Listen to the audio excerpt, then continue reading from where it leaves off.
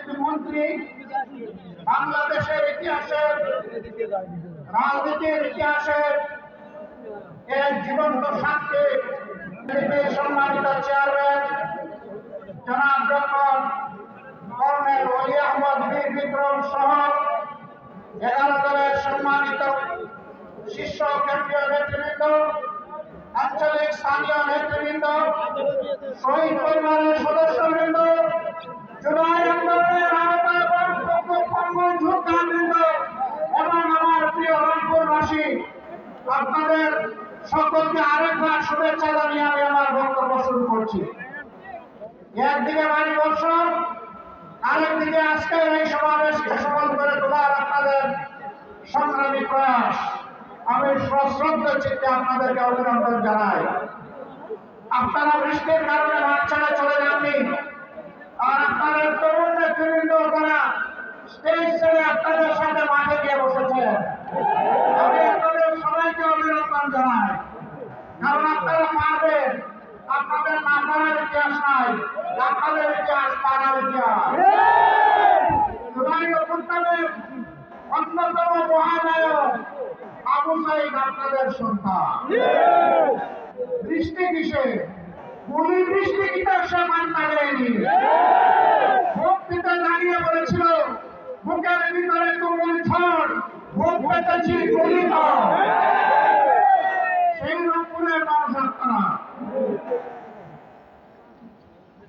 আমার সম্মানিত সহকর্মী রাজনৈতিক নেতৃবৃন্দ গুরুত্বপূর্ণ সব বিষয়ে কথা বলেছেন। আমি আরেকবার কিছু অঙ্গীকার ব্যক্ত করে আমার কথা শেষ করব। নাম্বার 1, যে বৈষম্য দূর করে বাংলাদেশের পচা রাজনীতিকে বিদায় জানিয়ে নতুন বাংলাদেশ করার জন্য আমাদের সন্তানেরা লড়াই করেছিল। সেই নতুন বাংলাদেশ করার জন্যই সংস্কারের উদ্দেশ্যে গণভোট হয়েছে। বাংলাদেশের একটা জায়গায় শুধু দাঁড়িয়ে বর্তমান প্রধানমন্ত্রী বলেছিলেন ভোট দিবেন দুটো, একটি আমার দলকে, আরেকটি গণভোটে হা। তিনি প্রথমটা রক্ষা করেছেন, দ্বিতীয়টা তিনি রক্ষা করেন নাই।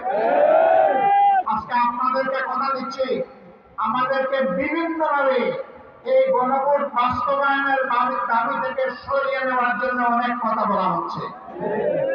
পরিষ্কার কথা, আমরা জাতির সাথে বেইমানি করতে পারবো না। জাতিকে আমরা কথা দিয়েছি, লড়াই আমরা করে যাব, গণভোট বাস্তবায়নের বাধ্য করবো ইনশাআল্লাহ। এক থেকে এক চুল পরিমাণ আমরা সম্ভব। এই আবু সাঈদের রক্তের রংপুরে আরেকবার এই অঙ্গীকার ব্যক্ত করে গেলাম।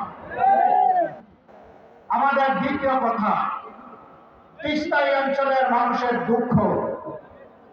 আমরা নির্বাচনের আগে বলেছিলাম, আমরা নির্বাচিত হয়ে সরকার গঠনের সুযোগ পেলে তিস্তার বালুচরে কোদাল মেরে প্রথমেই বাংলাদেশের উন্নয়নের যাত্রা শুরু করব। দুঃখের বিষয়, তিস্তা নিয়ে বর্তমান সরকারের দল অনেক ভালো ভালো কথা বলছে, আর নির্বাচনের আগে জাগো বাহে তিস্তা বাঁচাও আন্দোলন করেছে, কিন্তু তিস্তা নিয়ে এই বাজেটে 10 টাকারও কোনো অ্যালোকেশন নেই। আমরা আর কথা ফুলঝুরি শুনতে চাই না, দেখতে চাই না, আমরা বাস্তব পদক্ষেপ দেখতে চাই। এই সরকার যদি ব্যর্থ হয়, আগামীতে ইনশাআল্লাহ আপনাদের সহযোগিতা, দোয়া, ভালোবাসা, সমর্থন, ভোটে নির্বাচিত হয়ে 11 দল সরকার গঠন করে সেই দাবি বাস্তবায়ন করবে ইনশাআল্লাহ। বিস্তীর্ণ এলাকা জুড়ে সীমান্তে সুরসুরি দিচ্ছে প্রতিবেশী ভারত। সরকার মুখে গুরু পেটে বসে আছে। আমরা প্রতিবাদ করছি, জনগণ প্রতিবাদ করছে। শুধু প্রতিবাদ করছে না, প্রতিরোধ করার জন্য বিজেপির সৈনিকদের সাথে সমান তালে জনগণ লড়াই করে যাচ্ছে। আমরা এই সংগ্রামী বীরদেরকে অভিনন্দন জানাই। সরকারের মুখ থেকে এই ব্যাপারে এখন পর্যন্ত একটা শব্দ আসে। আর বলে তাকে খুশি করার জন্য কোন দেশের শাসক আপনারা? বাংলাদেশের জনগণের নারীর পাঁচ বোঝার চেষ্টা করো। জনগণের অভিপ্রায় এখানকার বিরুদ্ধে নির্বাহী করে অবস্থান নেবেন না। নেলে কি হয়? সম্প্রতি ইতিহাস থেকে সবাই শপথ গ্রহণ করা উচিত। অতএব সাফটা তিস্তার ব্যাপারে কোন থানাই থানাই বুঝি না। তিস্তা প্রজেক্ট বাস্তবায়ন করতে হবে। বলেছিলাম আমরা নির্বাচিত হলে আল্লাহ তাআলার সুযোগ পেলে আমরা রংপুর বিভাগকে বানাবো কৃষির রাজধানী।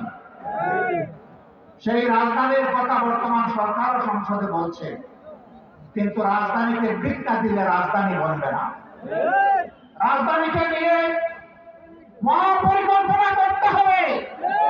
এখানে এসে শুনতে পেলাম দুঃখের বিষয়, কৃষক কষ্ট করে ঘাম জড়িয়ে ফসল ফলায়, এই অঞ্চলে বিপুল পরিমাণ আলু উৎপাদন হয়।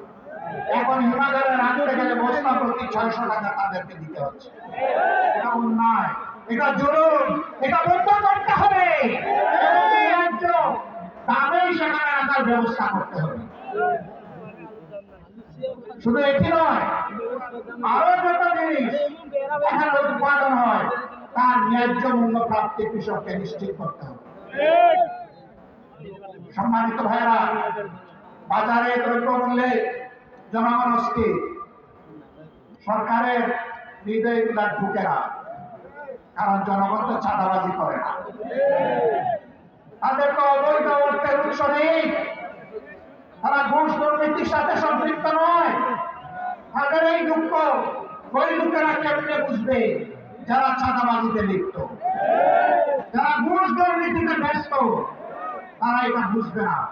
আমাদের স্পষ্ট অঙ্গীকার, ইনশাআল্লাহ সব দুর্নীতিবাজরা এক হয়ে ইঞ্জিনিয়ারিং করে আমাদেরকে হারিয়ে দিয়েছে কয়বার। তুমি দান খাও বারবার, তোরা পড়বা একবার। আগামীতে এই সুযোগ আর দিবে না জনগণ। সবাই ন্যায় ইনসাফের ভিত্তির উপরে এগার দল একটি সরকার গঠন করবে ইনশাআল্লাহ। যেই দেশে চাঁদাবাজ তো দূরের কথা, তাদের ছায়াও সহ্য করা হবে না। দুর্নীতি করার প্রয়োজন কারো হবে না। সম্মানজনক ভাবে সবাই বাঁচতে পারবে। এরপরে রুবের ঘোষাবর্তে কেউ দুর্নীতি করলে তাকে ছেড়ে কথা বলা হবে না, প্রধানমন্ত্রী হলেও না, তাকে অভিশাপের মোটামুটি করা হবে। সম্মানিত ভাইরা, এ দেশ আমাদের, আল্লাহর রক্ষাকর্তা। আমরা যতদিন বেঁচে থাকবো দেশের 1 ইঞ্চি জমি তো দূরের কথা, একটা বালুর করেও কাউকে কর্তৃত্ব করতে হবে। যারা উল্টে ধমকি দিচ্ছে তাদেরকে বলি, আপনারা এইভাবে বাংলাদেশকে বিবেচনা করবেন। ডক্টর কর্নেল অলি আহমদ বিক্রম বলেছেন আমাদের সৈন্য 2 লাখ 2.5 লাখ নয়, আমাদের 1 কোটির বেশি।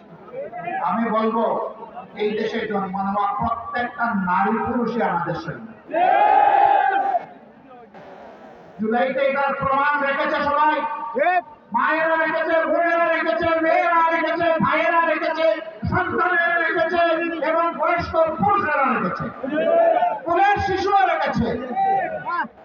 এই যে জাবির ইব্রাহিম মারা গিয়েছে, তার অভিপ্রায়টা লক্ষ্য করবেন, সে কি বলেছিল।